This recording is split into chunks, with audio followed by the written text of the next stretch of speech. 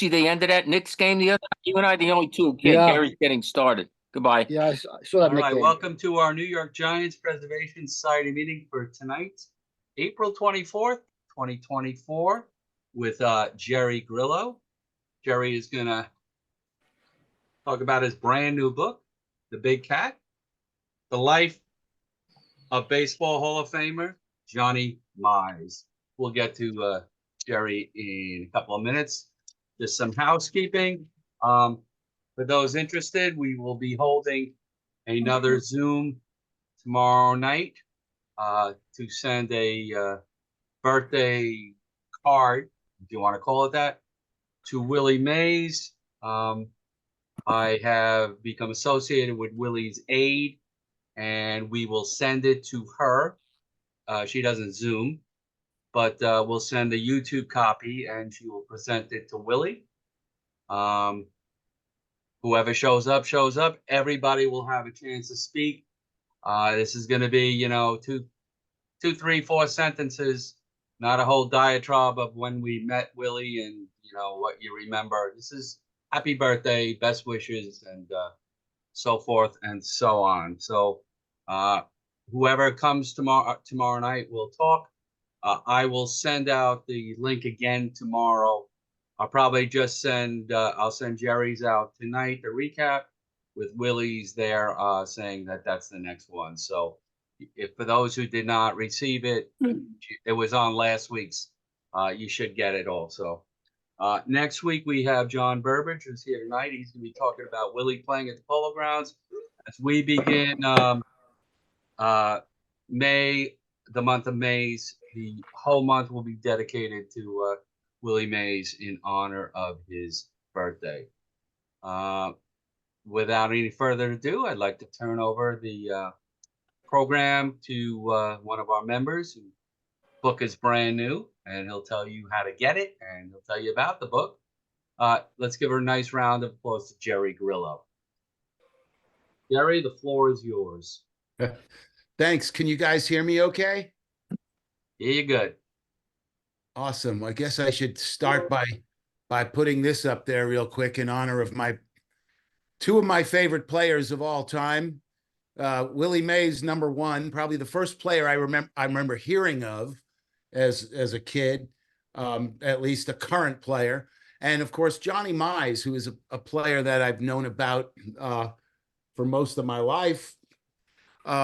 But let me walk you through this a little bit first, if it's okay. I'm going to read a short piece from the book, a couple of minutes, and then go through a little bit of Mize as a New York Giant, and answer the question maybe that I've had: why is there a second Johnny Mize biography? So we'll get to that, but first, here's a little bit from the book. This is from chapter 17. And it's a chapter called Chasing the Babe. It's about the 1947 season when Mize was a New York Giant. It is morning in Boston, and the big cat rolls out of his bed in the Hotel Kenmore, fumbles for his cigars, lights one, and starts puffing. Even before the first sip of coffee, particularly when on the road, he starts the day with a cigar. The pungent smoke surrounds his moon head, fills the room. Behind him in the other bed, Bill Rigney stirs, blinks, grimaces, waves at the smoke and says, "Oh, swell, John." Grumbling, he turns away from his Giants teammate, pulling the covers over his head. Johnny Mize ignores his teammate, walks to the window overlooking Commonwealth Avenue, lifts the shade. "Gotta check the wind," he says under his breath, opening the window, letting the cool April morning air and the sound of traffic below rush in to fill the room with his cigar smoke. From up here on the 6th floor, Mize can see Fenway Park 3 blocks away. More important, he can see its center field flagpole rising above the green monster, Old Glory, with her 13 stripes and 48 stars, flapping in the wind. Johnny stares a minute, studying.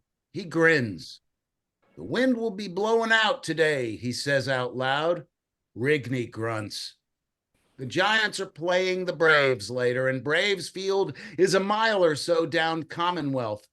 But Johnny believes he can read the wind, and he's feeling confident. He stretches just like a big cat, the cigar clenched in his jaw, shuts the window, turns to Rigney and says, "Roomy, I'm going to hit 1 or 2 today." And Johnny grabs the morning paper from out in the hall to read the box scores and find out what Musial did yesterday.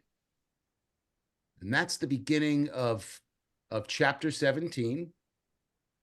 Johnny, I believe that 1947 was Mize's probably his greatest season. I mean, and he happened to be a Giant. But I'll get into that. First, I'm going to answer the sort of the question I've sort of had, and that I imagine others might have. And why a book about Johnny Mize? You've had a guest on earlier. You had Lou Friedman, who already wrote a fine book about Johnny Mize. And I'll tell you why there's a second one. I started this book 24 years ago, believe it or not. And it has its roots in my own history as a baseball fan. My father grew up in Manhattan as a Yankees fan, but he enjoyed all of the teams in New York. I grew up hearing stories about Johnny Mize, Joe DiMaggio, Willie Mays, Jackie. These guys were the mythological figures of my boyhood. And so hearing these stories from my father really left an impression. And so many years later, when I moved to this part of the world, which is Northeast Georgia, I realized I was right in Mize country. I lived literally 20 minutes from where Johnny Mize lived and died. I didn't know this at the time. I certainly knew who he was. But shortly after beginning my job as the editor of the local paper, I met Johnny Mize's daughter. She introduced herself, had a story she wanted to pitch about her father who had died. And friendship sort of began. And after a year or so, I had the courage to ask her, "Hey, could I write a book about him?" And she was excited. I started researching it. I talked to Whitey Ford. I talked to some Giants like Buddy Blattner, just a number of players who are unfortunately no longer with us. Interviewed Judy, interviewed her brother. So a lot of interviews were made, did some research, and I wrote a couple of chapters, and I sent them to a publisher called McFarland Books. You might be familiar with them. They do some great baseball books. To my surprise, I got an offer. Right after I got this offer, my son was born, 3 months premature. We found out that Joe, my son Joe, had multiple extreme disabilities. My focus shifted far away from baseball and writing books for a long time. I mean, certainly listened to games. I like to listen to games, but I had to focus on family and work, and put the idea of a book on the back burner. When I had time to do it again, I picked up the ball. The research and the research resources that exist today are phenomenal. As a result, is a much better book. Long story short, I sent a proposal to the University of Nebraska Press this time. They were very happy, sent me an offer. The day I got the offer, I found out that Lou's book was coming out from McFarland Press about Johnny Mize, the same publisher that was going to do my book 20-something years ago. I was worried that Nebraska wouldn't want to do another book, but they were still excited. I made sure to write a completely different book. I didn't want to have two of the same books out there about the big cat. And consequently, I think you'll find that these books are incredibly different. Number one, I was able to spend a lot of time with Johnny's family, talking with them, talking with these ball players again, writers, family members, friends in Demarest, Georgia, where Johnny grew up. So I think you'll find a more an in-depth story here. At least that's my hope, and that's my goal. But if it's okay, I'd like to walk you quickly through Johnny Mize as a Giant. As many of you may know, he spent the longest part of his career as a Giant, working for Horace Stoneham and Mel Ott. He really liked these two guys. But from 1942 through most of 49, he belonged to the New York Giants. Now, that was only 5 seasons, parts of 5 seasons, because World War II sort of got in the way. But But the way Johnny came to the Giants was kind of interesting. He was hunting in the Ozarks. It was December of 1941. First, he got a phone call from a fellow named Leo DeRocher, who was manager of the Dodgers, who asked Johnny if he'd like to join the Dodgers. Johnny said, "I'll play anywhere."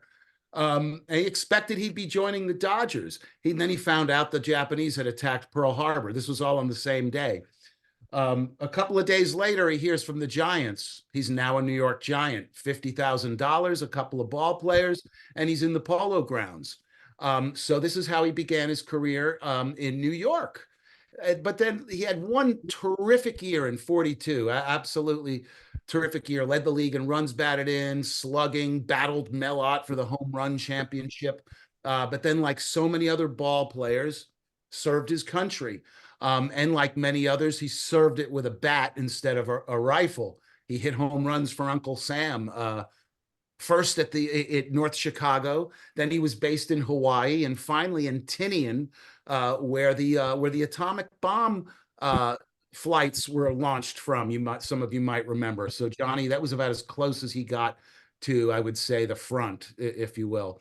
But he comes back from the war, joins the Giants, has a fabulous year in 46, but it's pain-filled. He hurts himself. He misses 50 games, but he still almost wins the home run championship. Bats .337, and this sets up his greatest year yet, 47, when he hits 51 homers. He and Kiner tie for the home run championship. They actually are ahead of Babe Ruth's pace for a little while. But Johnny does something no one has ever done before. He hits more than 50 home runs. He only strikes out 42 times. No one had ever done that before. No one's done it since. No one will ever do it again. I don't think anyone had. And then the next year, he hits 40 homers and strikes out 35 times, 37 times. But I don't think anyone has ever combined brute power and surgical bat control like Mize did in those 2 years with the Giants. But his days are numbered in New York because Leo DeRocher becomes the manager in 48, middle of 48. Johnny's older. He's showing the signs of wear and tear. Leo wants a younger, faster team. He's building for the future. And he deals Johnny to the Yankees in late 49.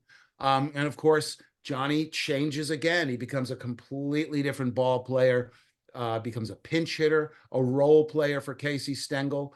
But he always believed that he'd stick with the Giants. And sure enough, he does. After he retires, he becomes a radio announcer for the Giants, doing a pregame show for a couple of years. And he actually becomes a batting coach, a part-time batting coach for a couple of years before he sort of drifts out of baseball and sort of disappears and falls under the radar for many years. And then as we know, he gets into the Hall of Fame at some point. But real quickly, I wanted to explain the cover of this book. I don't know if you can see it well with my stupid background. Gary, yeah, you can show it.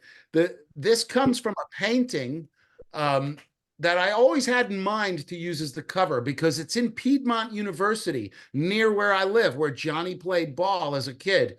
It's hanging there in the library. I've seen it for years. And it's a beautiful painting. And it was painted by a fellow whose name was Edward Hastings Ford. He was better known as Senator Ford. And he was famous in New York as a vaudeville comedian and radio host, a funny comedian on the radio. But he was also an artist. And he loved the Giants, and he loved Mize. So he painted this for Mize, and he gave it to him in Mize's big year of 1947. Gave him this gift. And they kept it in the family for many years until Johnny died, and then his family donated it to Piedmont. And that's sort of the story of how that became the cover as well. I was pleased that Nebraska Press was happy to make that the cover. But that is sort of my elevator Johnny Mize New York bit there, and a little bit from the book. I'm happy to read more, but I don't want to bore you guys with that. I'd love to take any questions you might have about the big cat and his relevance in New York and as a Giant. My feeling is that he had some of his most stunning years as a Giant. He was great as a Cardinal. He hit the ball to all fields. I think he might have been a better all-around hitter. but he tailored his game to the Polo Grounds. He told Ralph Kiner at some point, Kiner used to try to hit the hell out of the ball at first. And Johnny told him, he says, you only have to hit it far enough to get over the fence. And that is wherever you are. Mize was a master at that. So in the Polo Grounds, he hit a lot of 300 and 330-foot home runs. When he was younger, he hit a lot of 450 and 470-foot home runs. So this was a man who could adapt his swing. And that's my Mize spiel. I'd love to hear from you guys. Any questions you might have? Jerry, first of all, as far as the book goes, best way to get it, is it through Amazon or is it through Nebraska? I would say the best way to get the book right now, especially through the end of this month, is through Nebraska Press. Gary sent out that email that's got the information, and there's a promo code you could use to get 40% off, which is a pretty good deal on a hardcover book. I mean, it makes a $35 book basically a $21 book. So it's a pretty good deal, and all their baseball books too are on sale. And if you know the publisher, they do a lot of great baseball books, including a guy you had on recently who did the book on Turkey, Mike Donlin. You can get that for 40% off right now. So I would definitely check. I've bought a few books from there myself, just that I've wanted to read and catch up on, including the Donlin book. So that's the best way to get it. And then after that, Amazon, it's available everywhere. And so, yeah. All right. Just, you want to inform everybody again who dubbed him the Big Cat and the reason for that? Oh, yeah. Great question. There's several stories about that. The first one, it was the one that Johnny liked best, was he got the nickname when he was with the Cardinals. It would have been 1940. I actually had to peg down when this would have happened based on Johnny's story. And I pegged it down to about a 2-week time period in 1940. A guy named Joe Arengo, who also played for the Giants for a while, I think, was a utility infielder. He was playing second, and they were throwing poorly to Johnny at first, and he was picking the ball up out of the dirt, out of the air, and he was making these graceful plays. And Joe said, "Johnny, you're looking like a big cat over there, making these graceful plays." And that was the name that stuck, according to Johnny. Now, the story I got from some of Johnny's New York Giants teammates, Buddy Blattner included, was that it was sort of a mocking or derisive nickname for the plodding way that he played around first base. By later in his career, he was a slow-moving player. He didn't miss many balls. I mean, his fielding percentage was still high. He was among the leaders in a lot of statistical categories defensively, but it was sort of a nickname. I got that from Buddy Blattner, and I think apparently Rigney and Blattner were sort of behind it. So those are two Big Cat stories. And I got one other question. I noticed his Hall of Fame plaque. One view I saw, there was a light that you couldn't see the logo of the team he chose, and then the other one, there was no logo. Which logo do you think he should be honoring if there is a logo on that hat? Well, there's no logo, but if there was, I think there should be an NY, because again, he was with the Giants for the bulk of his career. Even if it's a Yankee logo, which might be considered blasphemy, but consider the Yankees. He won 5 World Series with them. He earned a lot of money with them. So, I mean, if I was him, thinking like Mize, who was a pragmatic sort of person, I would think he would have gone with the Giants and the Yankees, because those were his biggest earning years. And lastly, even if a player today is not a Hall of Famer, who would you consider equivalent to his style today in the majors? Oh, that's a great question. Showing my ignorance. The guy I've been saying, this is not current, but he's recent-ish. I've been comparing him to Ortiz. A big guy who only play. Now, Johnny played first base more than Ortiz did. And Frank Thomas was always a guy I thought of, was very Mize-like. because Thomas was sort of a thinking man's hitter, like Mize, hit for power, hit for average. I think if you look at who are some of the slower moving first basemen today, I think one guy that comes to mind is Pujols, who's just retired. But again, Mize was this kind of guy. I'm always wondering what would his numbers have been if he hadn't lost 3 years to the and I mean, we think about that for all those guys, Joe DiMaggio, Ted Williams, my God. So, I think Mize easily would have been a 450 to 500 home run guy, 15, 1600 runs batted in. He would have had an even higher batting average than his 312 because he would have had those 3 years when he was at his peak hitting over 300. But Thank anyway, you, Jerry. Yeah. All right, we're going to move on. Mr. Norm, you are up. Thank you. So, Jerry, I love your background.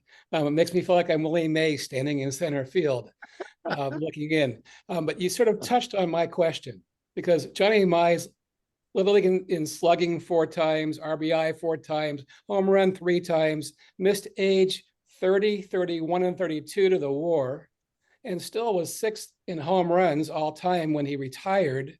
Why did it take him so long to get into the Hall of Fame? Geez, that's a great question. I'd be an idiot if I didn't say, hey, Norm, get the book and I'll explain it in there. But actually, that is kind of a theme in the book. So, and I will say, and this is an easy giveaway, I think it's because a lot of people forgot. I think we were in an era when voters were, and this is funny because this is what a friend of mine who I let read the book, or an early iteration of it, he asked this question, he proposed this. I think a big reason is a lot of the writers who were voting, say, in the 60s, they remembered Mize as a Yankee when he was a role player, a pinch hitter, a part-time player who, these guys don't get consideration generally. And a lot of the people who saw him as a Cardinal, for example, when his lifetime average was like 330 and he was leading the league in all of these departments, a lot of them, I think, forgot that. And so what they remembered was the slow-moving old guy who was a pinch hitter, who batted 260, 270, but hit home runs in the World Series. I think that's one reason. I think the other reason, Norm, is that he was not his own best PR person. So Johnny was not always friendly with the press. He wasn't like antagonistic, but he was a little shy, and sometimes he came across as gruff. And so I don't think he did himself a lot of favors. He didn't make a lot of friends with the press, right? I think that certainly, I think, had something to do with it. But one last thing, if you haven't read Joe Posnanski's book, The Baseball 100, he has a great chapter about Mize, in which a lot of it talks about this Hall of Fame question. And Mize's timing was terrible too. When he became eligible, they moved it to 5-year eligibility. And then after 5 years, voting went to every other year instead of every year for about 10 years. And so there were a lot of things going against Big John in his Hall of Fame journey. All right. Thank you, Jerry. Thank you, Norm. Mr. Bill, you are up. Bill Klink. Unmute, Bill.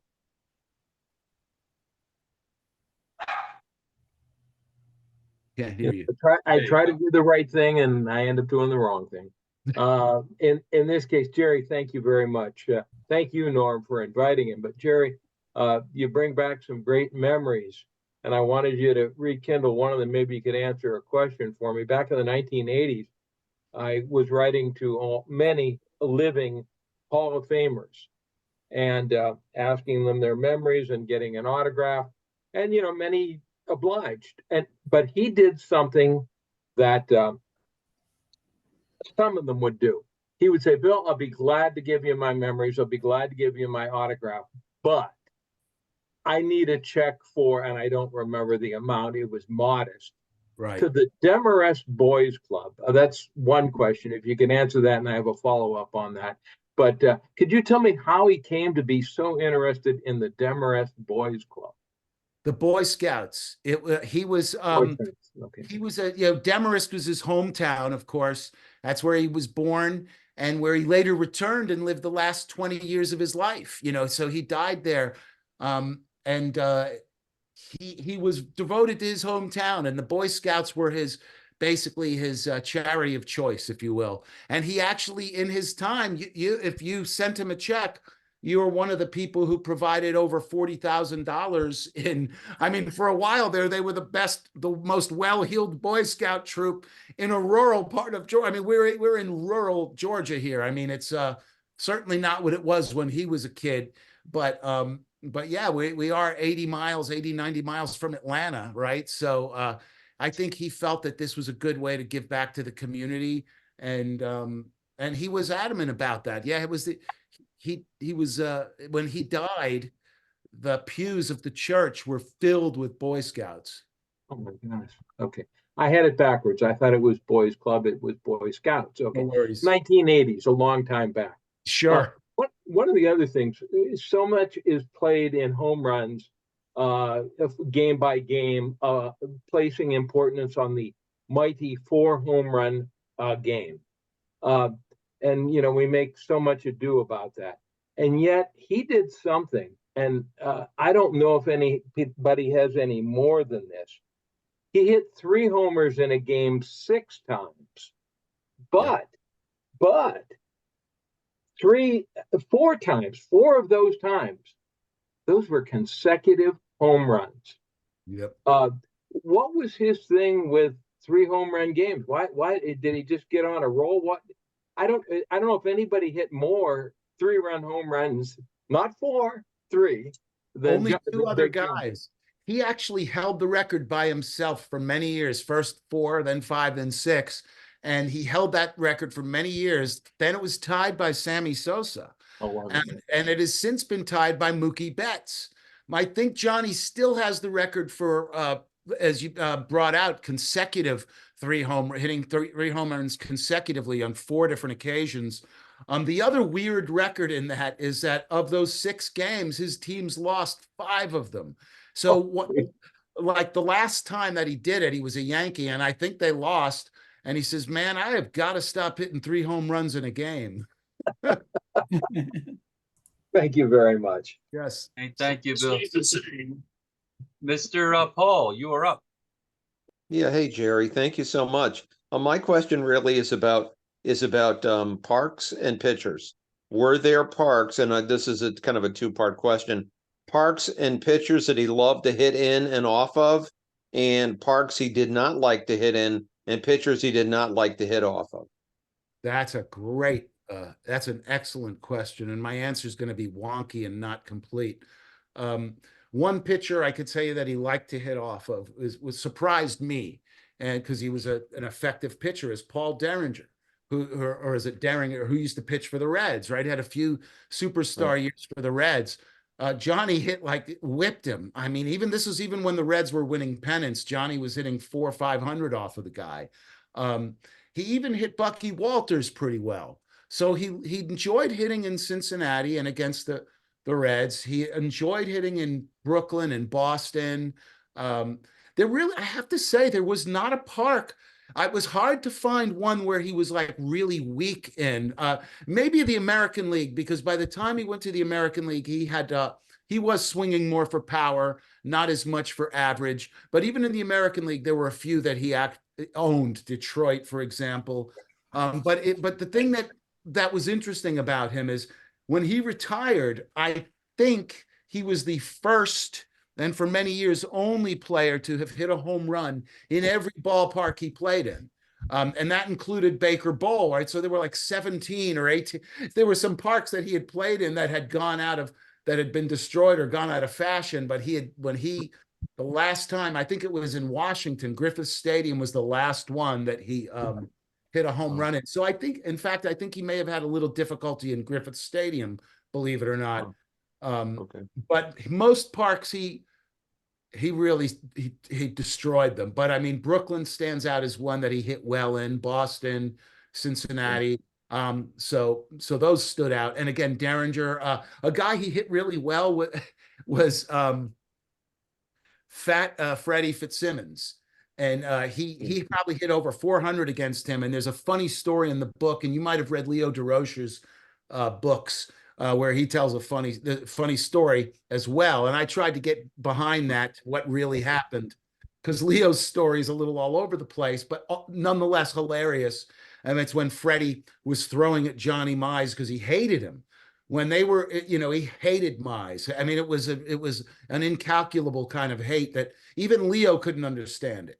And so it's a very funny story. They actually became friends later on, but he hit Freddie like he owned him. So yeah, and it's hard to think of who. You know what? There was a guy with the Mort Cooper with the Cardinals. When Johnny played against the Cardinals, he owned Mize, right? So there was a guy he had a hard time hitting. Okay, thanks.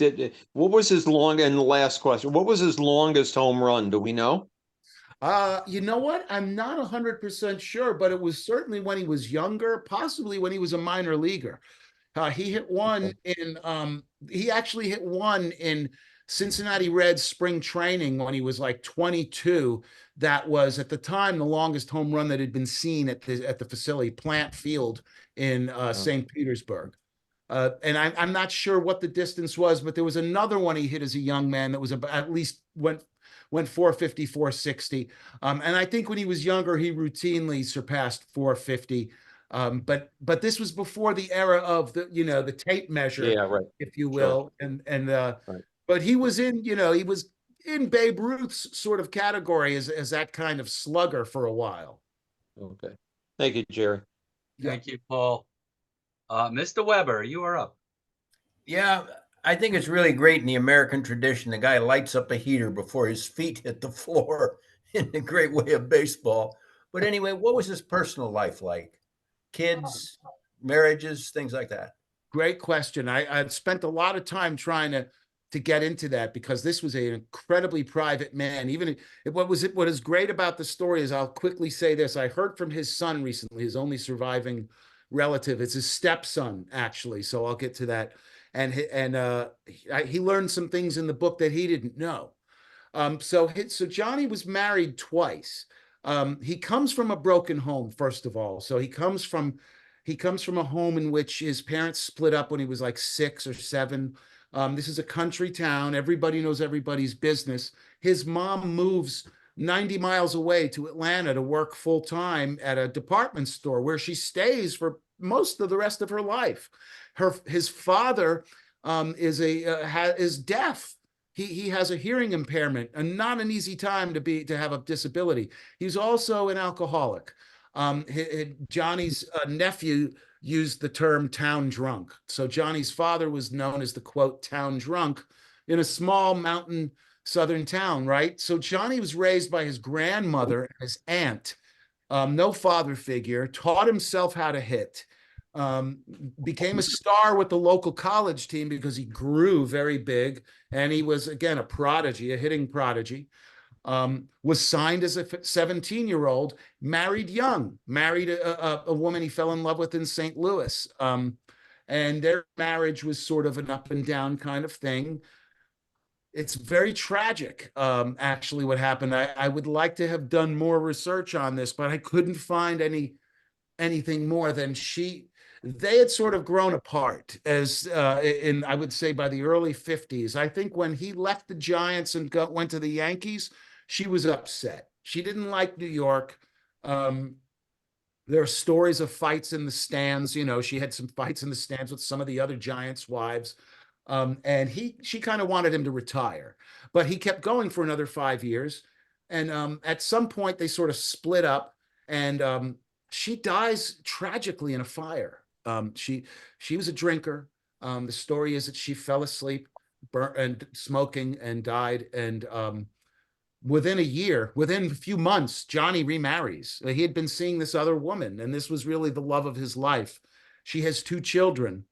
He gets married to Marjorie, and this has got to be the mid-50s. He adopts her 2 children, who are both like 8, 9 years old. And this is his family. So he creates this family. And this was his family life. He had to learn how to become a father. And from talking with his son, it could have been, it was difficult at times. He had high standards. So his son was a good ball player. His son could go 3 for 5 in the championship game. And Johnny would complain, why'd you swing at that outside shit? You know, I mean, so it's an interesting, this was what he kind of was. He was sort of tough. And his son tells me now, he says, you know, I think he was trying to make me tough. He was a bootstraps kind of guy, and he taught me the value of hard work. And his son feels like he got a lot out of it. They did become closer because I think Johnny's wife was the exact opposite. She softened him up. She was a bubbly, vivacious type. And so she kind of softened him up and I think helped him a lot. And I think that really helped with his later years. And so I think he started out rough, and I think his family life turned out to be a joy for him in the last 20, 30 years of his life. Thank you very much. Thank you, Jim. Mr. Bill, you are up. Thank you. Thank you, Gary. Jerry, thank you very much for your presentation. It's very informative. I want to ask you, I read somewhere where when he was with the Cardinals early on, he was traded to the Cincinnati Reds. Yes. But he got traded back because he had bone spurs or something and he had to have surgery. Yes. I devote a chapter to that. It's one of those little known research, and I haven't seen this anywhere else. And it's not like the information isn't available, but I found it fascinating. And it's one of the shorter chapters in the book. But he spent a spring as a Cincinnati Red. Exactly as you said, he was a known quantity. You know, you get stuck in the St. Louis Cardinals organization farm system. As you know, they called it the chain gang. They had so many teams, they had a lot of 27-year-old rookies in the big leagues, right? Because they spent their youth in the farm leagues, and Mize was one of those guys. And so they knew who he was. The other teams knew, and at one point he became sort of trade bait. And it was after he had suffered this rare injury. It was really more of a developmental thing. These bone spurs, as you mentioned. It's a sort of thing that people got when they rode horses a lot most of the time. Cavalry soldiers used to get this kind of thing. And he used to do that as a kid. Anyway, he developed this rare injury, but he seemed to have recovered. And the deal was, for $55,000, the Reds got this slugging 22-year-old. But if he couldn't pass muster, then they could send him back. There was a deal. Landis had to weigh in on this. There initially was a different deal in place, but they had to come up with another deal that Landis would approve. And by all accounts, Mize tore it up.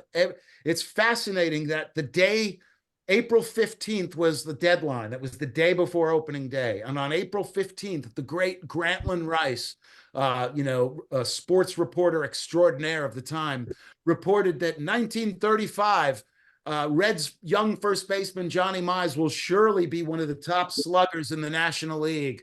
And that day is the same day that Larry McPhail decides to send him back to the Cardinals.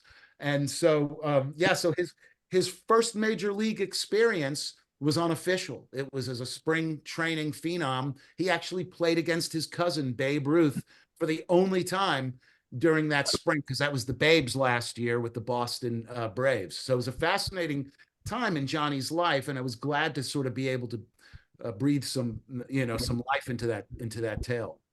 I understand that he also then met a surgeon or something who did a very good job on him, and he was able to play without any problems after that. Yes, it's amazing. The Cardinals had a guy named Robert Hyland who was called the Surgeon General of Baseball. He would work on baseball players for free. I mean, this guy would have been a millionaire today, but back then he was like, I'm just doing it because it's a public service. He was worried he wouldn't charge for saving careers, and he saved Mize's career.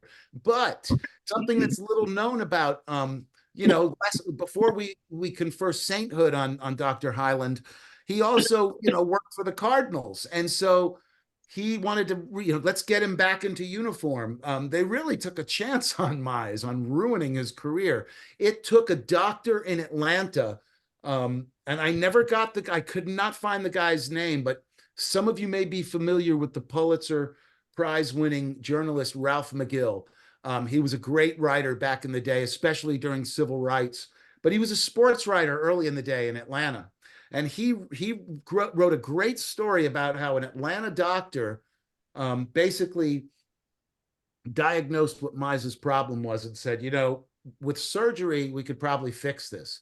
And then Highland, who already knew this, then Highland came forward and said, you're right, let's do the surgery. And so they did the surgery and they ultimately saved his career. But it was interesting to discover that that the Surgeon General of Baseball and Cardinal Brass was willing to take a chance on this guy because he played another year after the Reds turned him away, and he hurt himself again, and he actually retired. Mize retired from baseball before becoming a Cardinals rookie. He was on the voluntary retirement list. So this operation literally did save his career. Thank you. Thank you, Jerry. Yes, sir. Thank you, Bill. Good seeing you. Mr. Manis, you were up. Unmute, Howard. Howard, you're muted. Unmute. Okay, there we go. Okay, I'll start from the beginning. I just have a couple of questions. I know you mentioned earlier how he was up for the Hall of Fame and not the greatest period of time. How about when he played? I mean, we're all Giant fans here. We know of Mize. You know him inside and out, being an author. But do you think he was hampered by playing when and where he did? I mean, the 1940s, you had the war, you had no TV, and the Giants were not a very good ball team for much of the 1940s. Do you think that, so he doesn't have the acclaim that many of those other superstars from the past have? Do you feel things that he was hampered by just when and where he was playing? By all means, yes, that's a great insight. I do think that, and I think the record would kind of show that because look at Mize. I mean, he had some pretty bad luck in a way. He joins the Gas House Gang Cardinals when they're on their sort of last legs, right? The last couple of years of Dizzy Dean's effectiveness, Pepper Martin, these guys they become a good team, but who beats them out most of the time? The Giants, right? The Giants of Bill Terry. The Cubs of Gabby Hartnett. And so the Cardinals become a good second place team while Mize is there. And by you get to the early 40s and they're looking to get rid of Mize, who was a malcontent. He would fight for his salary every year. That was another thing. What happens is the Cardinals go to the World Series. They trade him to the Giants, as you mentioned, a sort of a mediocre Giants team. And that first year with the Giants, the Cardinals win 100-something games without him. And so he gets this reputation as a guy who's playing just for himself. You know, he's in it for the statistics. He's not a winner. So the Cardinals, you know, they trade him to the Giants, and then the Cardinals wind up winning like 3, pennants in 4 or 5 years. And then he goes to the Giants, as you mentioned, and they're mediocre at best. You know, they usually finish 4th and 5th with Mize. And I do think that affected him because, looking at what at least one influential sports writer, you might remember the sports writer Bob Bragg from St. Louis, a legendary sports writer for many years. I've heard, yeah. Who was friends with Mize, but was also hardcore. And he voted against Mize all the time. I quote him in the book too. He claimed Mize was in it for himself, not a win, and even said he was a gold brick. Now, I don't agree. I know, from what I looked at how Mize hurt himself and how he played in pain, I don't think that was the case at all. And when you look at what other players said, like Stan Musial of all people, getting rid of Mize was the worst thing the Cardinals could have done. Musial was under the impression that if they had kept Mize, the Cardinals would have been the New York Yankees going forward, not the New York Yankees. That with Mize, instead of 3 pennants in 4 years, they would have won 7 pennants in 8 years, that kind of thing, right? So we'll never know. But I do think you're right. I think that where he played and when had a lot to do with it. Okay, I have one more question. Growing up in the 60s, late 50s, 60s, and the 70s, there was another big cat out there, Andres Garalaga. I hope I pronounced his name correctly. Do you, as a writer and someone who knows the Johnny Mize very well, the big cat, do you feel any kind of inner resentment that there's another ball player that takes the? I mean, I know how I would feel if there was another Say Hey kid Right. You know, Oh, right. Cal Ripken was another Iron Man, and I was not a Yankee fan. And I thought, hey, Lou Gehrig's the Iron Man. Yeah. Another big cat, and that's all the younger generation know. They don't know Johnny Mize, but they know Andres Galarraga. I don't think he's in the Hall of Fame, is he? Or is I'm No, not really sure. Galarraga's not in the Hall of No. Fame, but there is Yeah. a short story in the book. I'll tell you that Judy Mize was, now I have no ill will towards, I remember seeing, in fact, I used to be a sports writer and I used to cover the Braves, and Andres Galarraga, I loved him. I mean, you know, and as a player, I did. He seemed like a cool guy and down to earth, good player. And he definitely got his nickname for the way he played first, his graceful way around first as a young man. But it is funny that Judy was mildly upset. She was like, how could he be the big cat? My dad, it's on his Hall of Fame plaque, you know, so she would argue. And I told her, I said, Judy, it's an honor. I said, I think your dad would be proud that a good current ball player like Galarraga is carrying on the tradition. I don't think Johnny would have given a damn one way or the other, right? But you know, he's not Lou Gehrig, and I hear what you're saying. To me, there's one iron horse, and that's Lou Gehrig. You know, And I like Cal Ripken, but I never was a Yankee fan. But to me, Lou Gehrig was the Iron Horse. Babe Ruth was the Bambino. I mean, that doesn't change. It's never going to change. And there's only one say hey kid. And Mize wasn't the first big cat. There was a Dodger. It was a big kind of fat catcher with the Dodger, who was also known as the big cat around the same time, actually. Not as famously as Johnny became, but yeah. Yes, sir. Okay. Thank you, Jerry. Appreciate it. Thank you, Howard. Mars, you are up.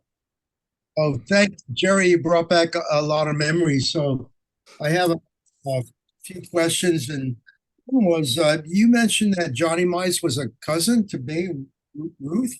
Yes. Wow. Well, that's a revelation for me. Now, as far as the other questions, has it been documented about the longest home runs hitting the Polo Grounds in Yankee Stadium? For example, did Johnny Mize ever hit one in the gap between the right and center field bleachers, in between where it's 483 feet, where at the bleachers batting eye, it's roughly about 450 feet? Do you know if Mize ever hit the ball over into that gap before the Eddie Grant Memorial? And did he ever hit a ball to 457 feet or 461 feet in Yankee Stadium? And then I have to comment about where you got your cap, because you got the lettering right finally. I ordered it. I think it was eBay or so. It was something like that. You know, I specifically looked for it because when I was finishing the book, I wanted to get a Giants hat, you know, like the one on the book. And I always liked this logo. I've always liked the Giants, and, you know, as a Mize fan, as my first. But to answer your first question, I don't think he ever did hit one to that part of the stadium. I think he did hit. Now, you mentioned the first one, the first part you mentioned, did you say right center field or left center where the monuments were? Did you say right center? In Yankee Stadium, there was never ever a marker of footage in Yankee Stadium. Just to the right, it was 457, and just to the left of the monuments, it was 461, where Mantle hit. In the Polo Grounds, roughly to the batter's eye on the right center field and left center field, which almost was pretty close to dead center, where Mize made the catch on the warning track, was roughly 450 feet. Yeah. But then gap to the clubhouse, to the Eddie Grant Memorial, because Giants had a center fielder that made an over-the-shoulder catch where DiMaggio hit the ball in that gap in the Polo Grounds. So that Mize ever hit that ball in that gap past the bleachers? And did he ever hit the ball 457 or 461 in Yankee Stadium? That's a great question. I know that he hit some of that length to the right center and over part. By the time he was early in his Giants career, he was a little bit stymied, right? Like he was not, first of all, he was not excited about going with the Giants. Even though people were saying, Johnny, you're a left-handed hitter, you've got that, 260-foot, whatever it was, down the line. But that was Mize. Mize was an all fields hitter. He was like a spray hitter with power. He hit power to all fields. And so he quickly tailored his swing in the Polo Grounds to go more towards right field. I don't think he ever hit one, like to where Vic Wertz hit Mize's. I mean, let's say I don't think he ever put one out of the park in that part of the Polo Grounds. And regarding Yankee Stadium, same thing. He hit a couple of monster shots to the right center field side of the stadium. I'm recalling again anecdotally from the book, but he did hit some that were lengthy home runs to that side of the stadium, right? And he hit some that were caught as well, that were there was one, I believe there might have been one in the World Series where a guy made a great catch on it, but I wanted to quickly follow up. I mentioned Babe Ruth. Babe Ruth was a cousin through marriage. Johnny Mize's second cousin Claire was Babe Ruth's wife, Claire, who actually grew up in the town I now live in, Cleveland, Georgia.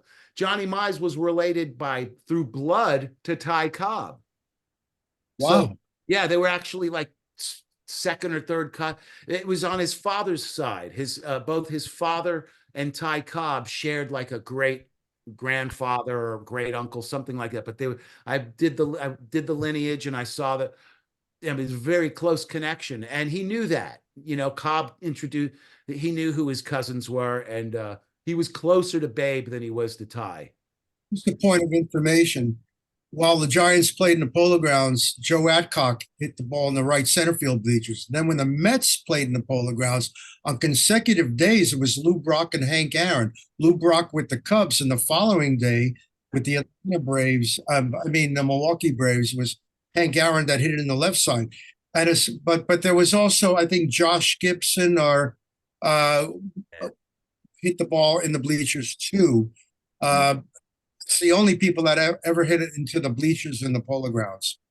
Mize saw Josh Gibson hit a home run in Puerto Rico that he talked about years later. There's a scene in the book. I lead off one of the chapters with this scene, but Mize had this adventurous winter in Puerto Rico and the Dominican Republic, which is one of the things you won't find it in any other book. I mean, it was a fascinating part of his career when he was still in the minor leagues. He played with Martin Diego, the legendary Cuban ball player, and all these superstars of the Negro Leagues. And he was one of the few, white guys, and he was from the Deep South, playing in this remarkable. He was recruited to play for this super team in the Dominican. Anyway, there's a fascinating story you'll see in the book, but he saw a home run that Gibson hit that years later he talked about. He said Gibson was circling second base by the time it left the ballpark. It was so high. He said he hit the ball so high that by the time it was clearing the stadium, Gibson was already circling second base. That was very informative. Thank you, Mars. Rich from Fenway Park.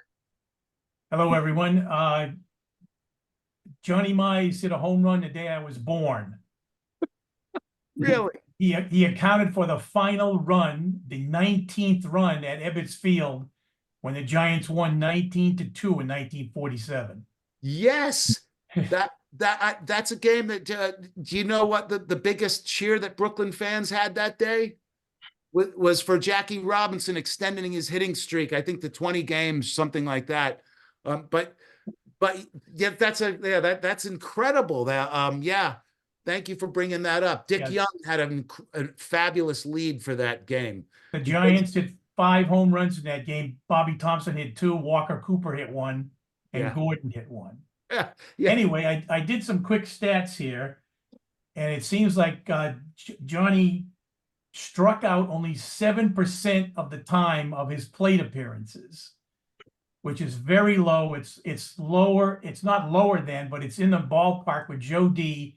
and Ted Kluszewski. Did you have time in your book to go into the fact of how few times he struck out during his whole career?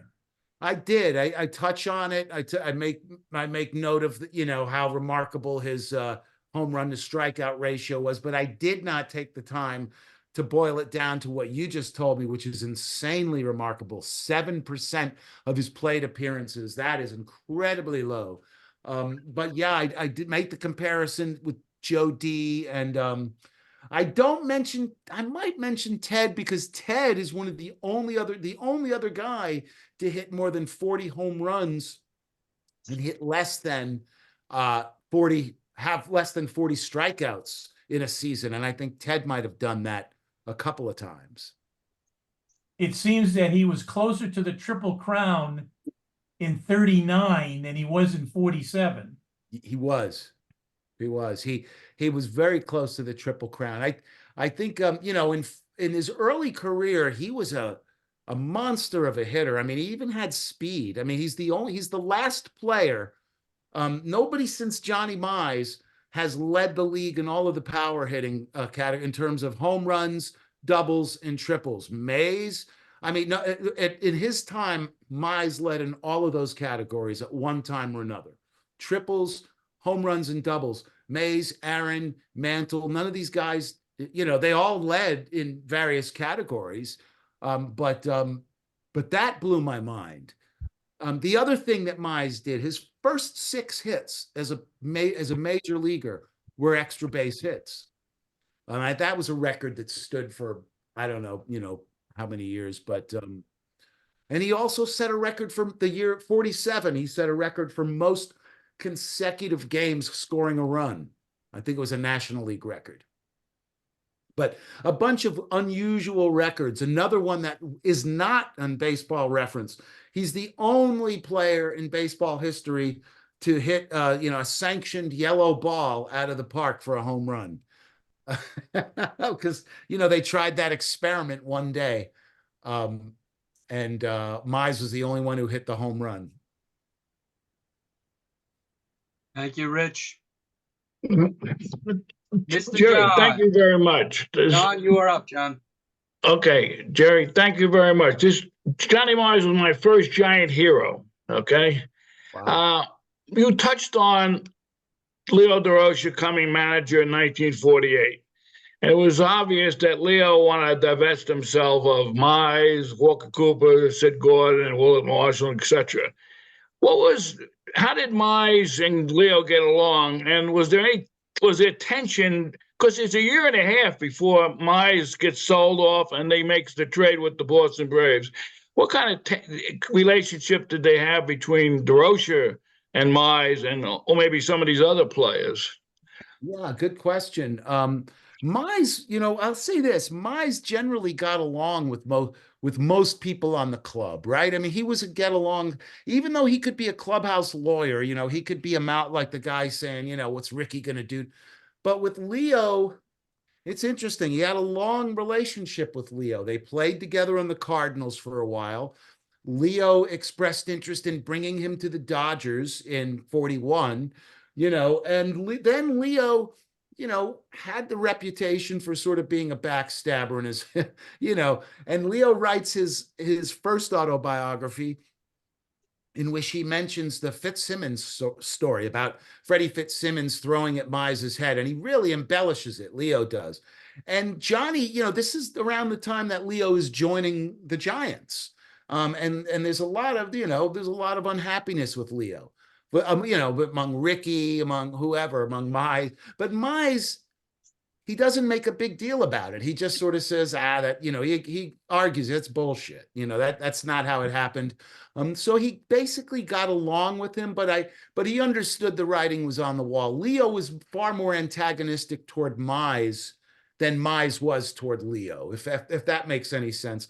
Mize was just like, I'm just going to show up. Like the year that Leo showed up, 48, Mize led the league in home runs. I mean, the first game that Leo managed, I think Mize hit a triple and a, you know, he played well for Leo, but Leo did make it clear from the first meeting he had with the team.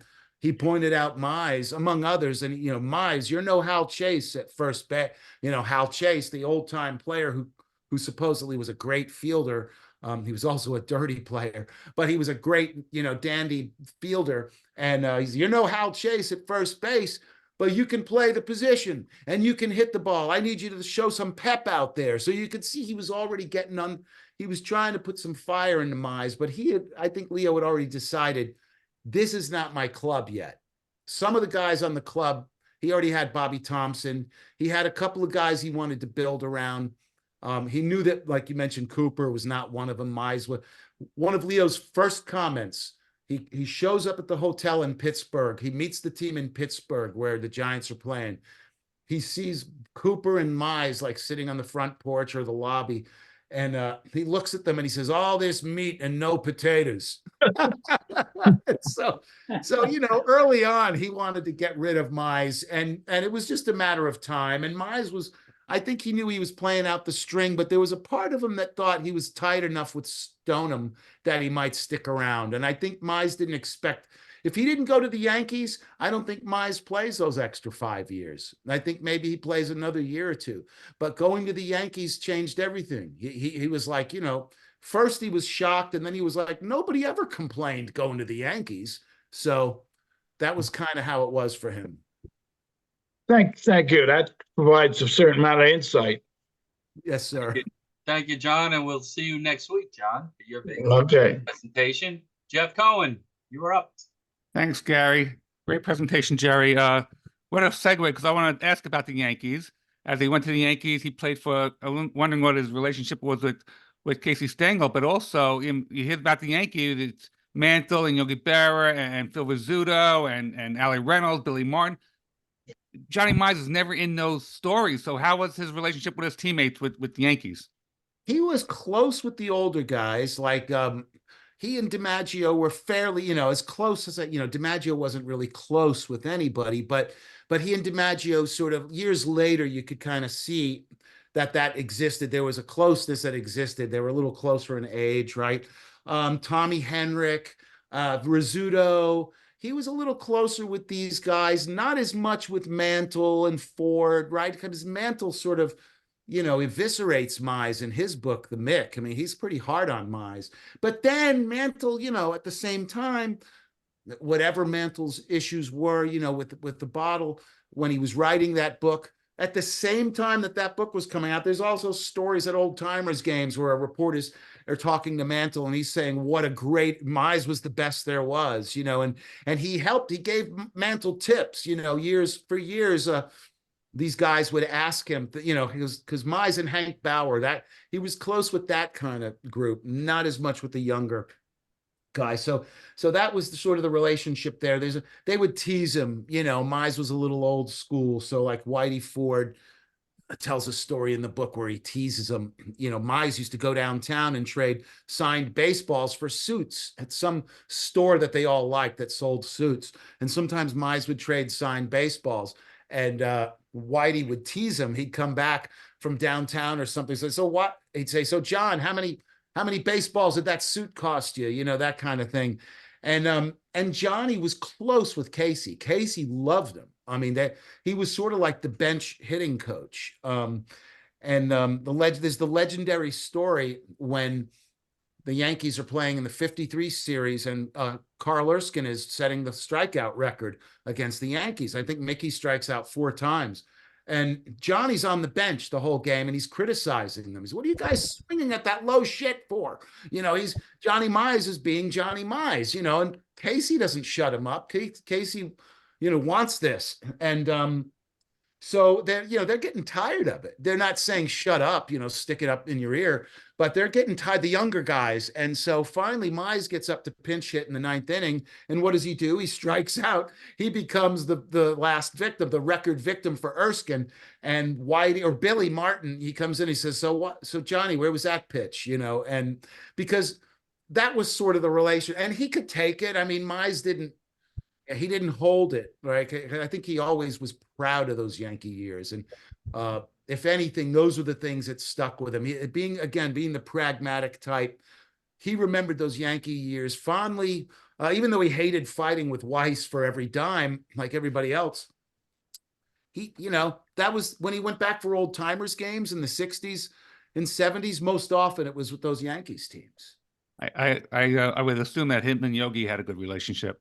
I think they did. I don't think it was anything other than workmanlike and friendly, you know, because, and I say that because I'm basing it on Johnny's daughter, Judy, who knew all these guys. And she would talk about how he related to Yogi, how he related to Joe DiMaggio, and how he related to Ted Williams. Not as much with Whitey and Mickey and Billy, right? So those guys didn't come up as much in conversation. Stan Musial came up a lot. She loved.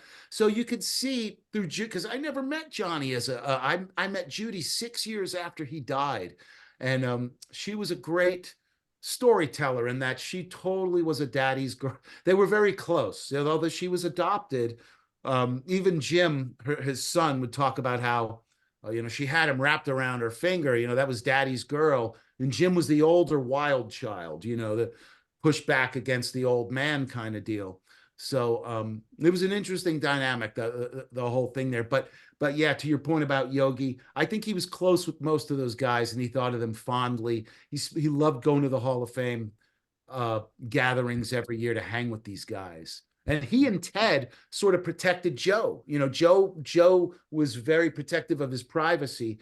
And the story I got from Judy was that you had these three old men that would often hang out together. And Johnny and Ted, both being north of 6 feet tall, would sort of be flank Joe, if you will, as a sort of bodyguards. Thanks, Jeff. Anybody have a question who has not asked one? Can you repeat once more the relationship between Mize and the Babe Ruth and Ty Cobb, and were Babe Ruth and Ty Cobb related to each other?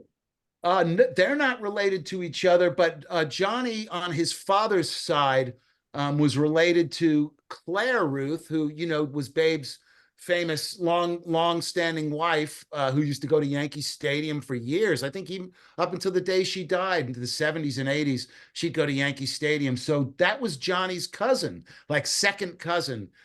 They grew up within a few miles of each other. And Ty Cobb, also on his father's side, was like a distant, a second or maybe second cousin once removed kind of deal with Ty Cobb, but they were blood relations. Whereas Babe Ruth, of course, it was an in-law relationship, but he always called the Babe Cousin George. He loved to go hang out with Cousin George. Mize is not a common surname. I don't know if any of you have ever heard of any. There's a city, Mize, Alabama. Is he related to whoever that was named for? I don't know, but there's a Mize, there's a unincorporated Mize, Georgia. I actually start the story where we talk about who it's named for. Johnny Mize's forebearer back in the 1800s was a guy named Big Tom Mize, and he used to facilitate sporting events, if you will. Back in those days, in the 1830s, there wasn't much in this part of Georgia. He had the only store. Tom Mize ran the only store. He was the postmaster. The president named him postmaster. And every weekend, he would facilitate these country backwoods games. There'd be running, jumping, shooting, fighting. If two guys were mad at each other, he would facilitate the fight. So he was like the Don King. And so he would facilitate the fight. And then he'd make them make up. He'd make them part as friends. And there was liquor. They all shared. So all of this was Johnny Mize's and Ty Cobb's ancestor. So their sports goes back. The sports in the Mize family goes back to the 1800s, 1830s. Jerry, it sounds like a great book. Again, Big Cat, The Life of Baseball Hall of Famer Johnny Mize. Order it through Nebraska, 40% discount. So I'll give it up for Jerry Grillo. Jerry, really well informed. It was a great session. Can't thank you enough.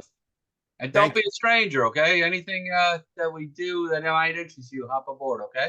I totally will. I'm not going to be a stranger. I appreciate that. I really appreciate this group, and thank you guys so much for having me and so many incredible questions. I appreciate you all. Thanks. And you know, Jerry, we've gone back a couple of years ago that you mentioned you were writing this, and like, can I get on here? And well, finally came to fruition. I was excited when I realized there was a New York Giants preservation group, I was so excited because, well, for a number of reasons. I mean, no offense to the San Francisco Giants, I do love them. I mean, I'm a Braves guy first and foremost, but I'm more of a New York Giants fan because of, that era. That era that I grew up listening to. I mean, I was born after 2 years after they left, but that's the era I'm familiar with. Bobby Thompson, Willie Mays. I've always been a Mays guy. And even though he was with San Francisco when I was a kid, I thought of him as the Say Hey Kid. Those are the first book I read as a kid when I was, I don't know, 22. No, when I was like 8, was probably a Willie Mays biography. I mean, it was that kind of thing. So I've been a New York Giants guy for a long, long time. So thank you guys for doing what you do. And fabulous job. Reminder tomorrow, if anybody wants to come visit and wish Willie Mays a happy birthday, please feel free. Then our next real meeting, not that tomorrow's fake, but will be with John Burbridge, who will be talking about Willie playing at the Polo Grounds, and he certainly knows so much about Willie Mays. So until tomorrow or until next Thursday, whichever one you attend, hopefully both, we will sign off and we will close up shop. And if anybody wants to talk a little about the Giants, I'll be here. Good night, everybody. Good night.